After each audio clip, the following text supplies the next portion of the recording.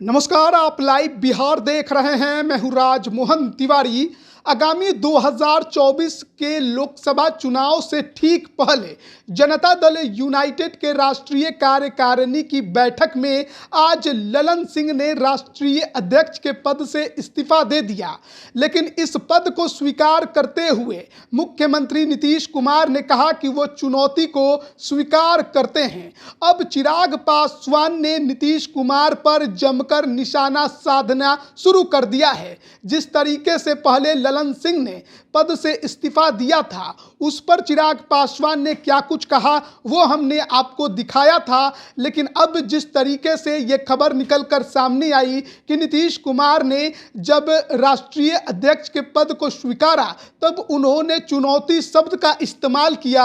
अब उस पर चिराग पासवान, लोजपा रामविलास के सुप्रीमो ने नीतीश कुमार को घेरा है और कहा है कि ये केवल और केवल सत्ता और कुर्सी के चुनौती को स्वीकार करते हैं।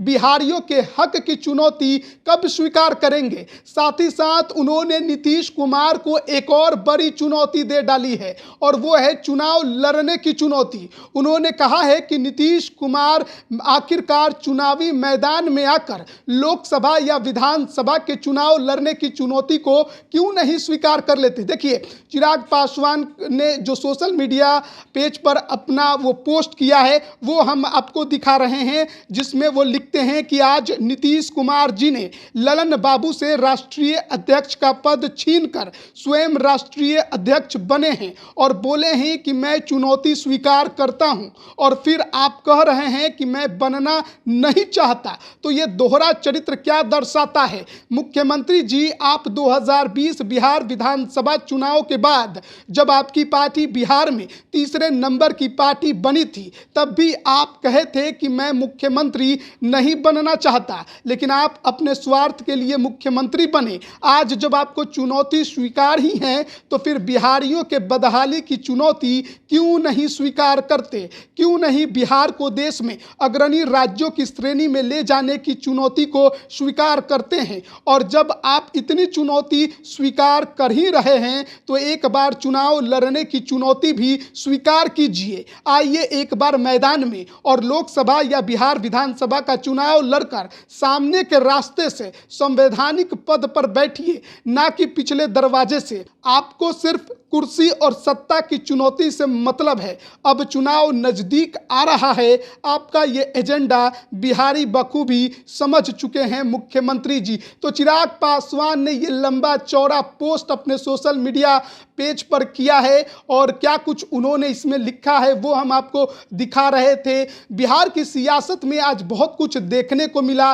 बीते कई दिनों से जेडीयू में हलचल लगातार देखने को और सुनने को मिल रही थी। कोई नेता खुलकर नहीं बोल रहा था, लेकिन ललन सिंह के इस्तीफे की चर्चा तो बीते एक सप्ताह से हो रही थी। लेकिन आज राष्ट्रीय कार्यकारिणी की बैठक में ललन सिंह ने इस्तीफा दे दिया। नीतीश कुमार ने राष्ट्रीय अध्यक्ष के पद को स्वीकार कर लिया। 2024 के चुनाव से ठीक पहले जो ये परिवर्तन हुआ है वो कई इशारे और संकेत दे रहा है। लेकिन चिराग पासवान जब से जेडीयू में ये बदलाव हुआ है उसके बाद लगातार निशाना साध रहे हैं, चाहे ललन सिंह हो या नीतीश कुमार हो। और अब चिराग पासवान ने नीतीश कुमार को चुनावी मैदान में उतरने की चुनौती दे दी है। तो अब देखना होगा जनता दल यूनाइटेड के तरफ से इस पर क्या कुछ प्रतिक्रिया आती है। चिराग पासवान लगातार 2020 विधानसभा चुनाव के समय से ही नीतीश कुमार को अपना सबसे बड़ा दुश्मन बनाकर बैठे हैं।